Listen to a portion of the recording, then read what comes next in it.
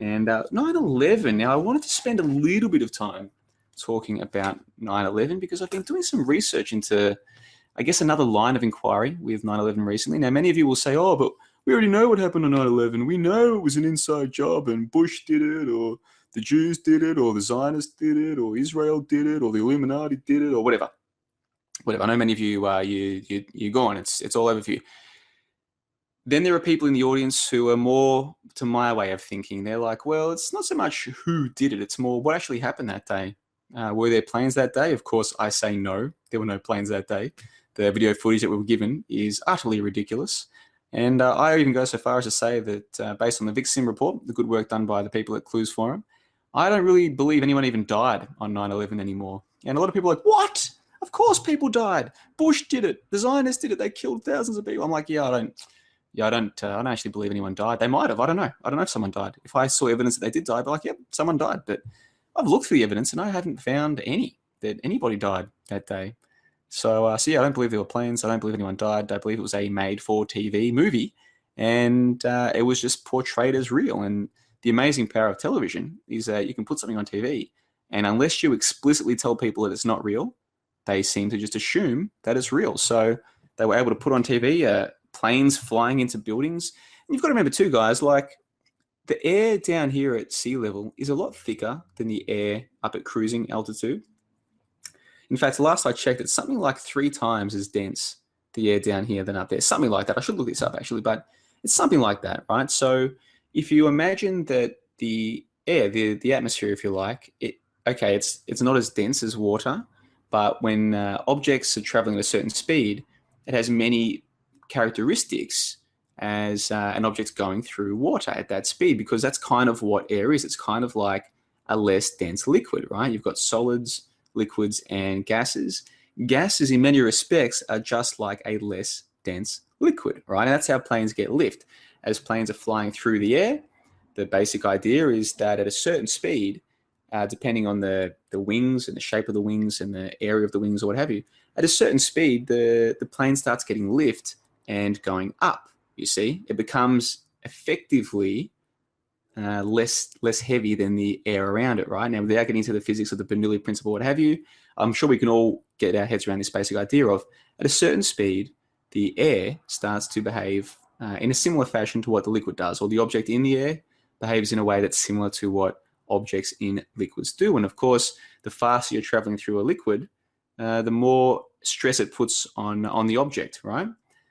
So it is with the air. The faster the plane is traveling through the air, the more stress that it is putting on the plane, on the wings, etc., right? Now, if it is the case that air is more dense down at sea level, at our altitude, than it is up higher up at cruising altitude, then obviously the way that planes behave at the different altitudes will differ as well. So far, this is a very logically sound thing. I mean, this should be very logical, even if I'm not quite articulating myself as fluently as I might like to. I'm sure the basic logic, you're following me here. More dense down here, less dense up there. Plane traveling through the air, therefore, will behave differently at the different altitudes, especially when it comes to things like speed. Now, what speed were the planes traveling at when they plowed into WTC 1 and 2? What speed were they traveling at? Is it actually physically possible for planes to travel at that speed at sea level, at this altitude down here? Is that really physically possible? How many people have looked into that? If it is physically possible for a plane to travel at that speed without disintegrating, okay, then is that plane controllable at that speed, at this altitude? I'm not sure if you can hear the train in the background. The new place that I'm staying in at the moment, very close to a train station, can be frustrating. So if that's coming through on the mic, please forgive me. But yeah, anyway, so how many people have spent the time thinking, A, can a plane actually travel at that speed, at that altitude? And B, if it can, is it controllable at that speed, at this altitude?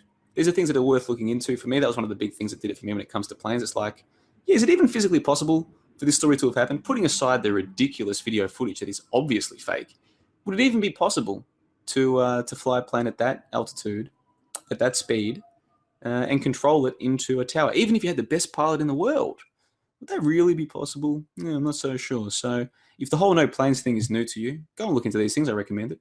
But I'm sure many of you are on the same page as me. The idea of planes on 9/11 is just ridiculous.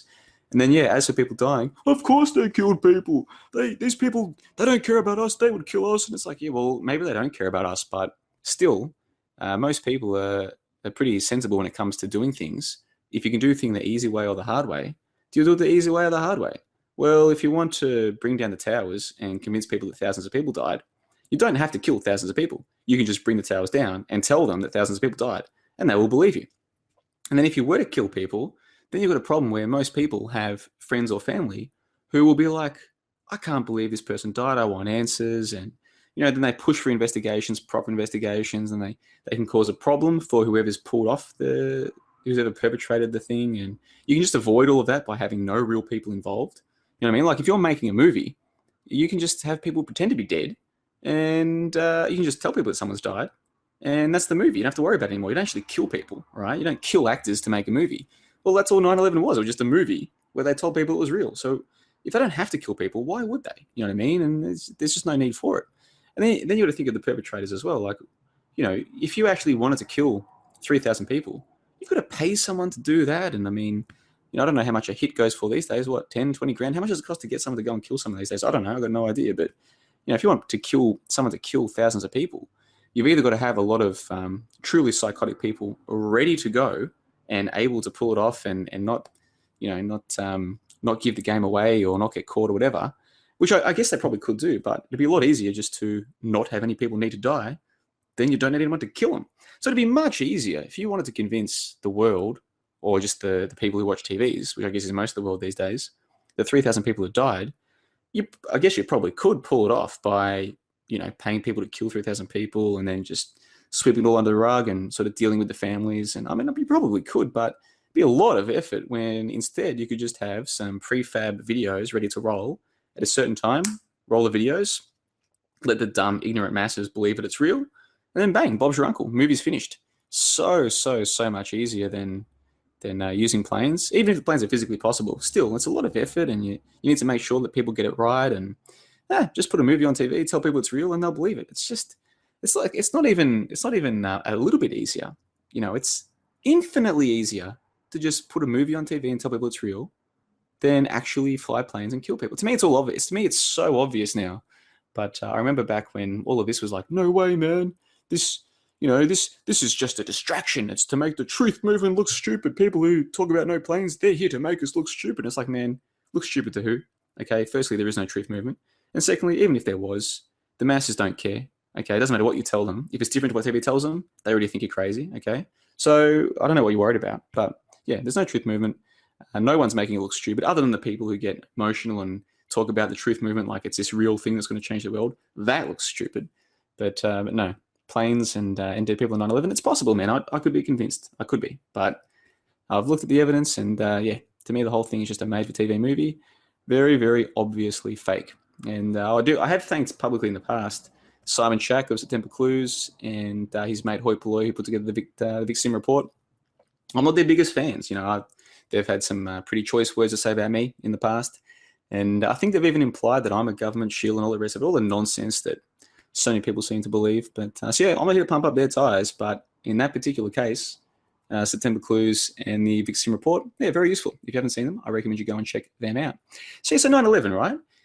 Sure, whether you think it was a real event where people died, Alex Jones style, or you just think it was a made-for-TV movie that fooled a lot of people, regardless of what you think about those two things, I think that something that most of us can agree on is this idea that there seems to have been clues that were put there, or hints, or forewarnings, or revelations, or something.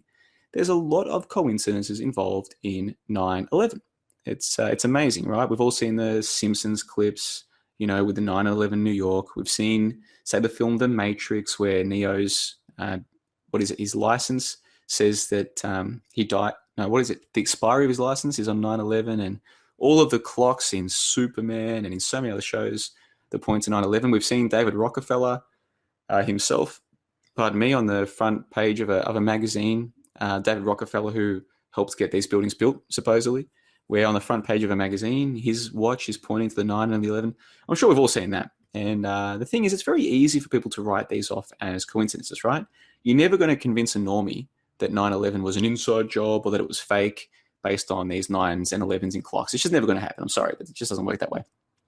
However, there is more to it than all of that. Now, what I might do is I might see if I can screen share with you right now the album cover for a Supertramp album. Now, some of you will say, "Oh, I already know about this Supertramp album and all the rest of it."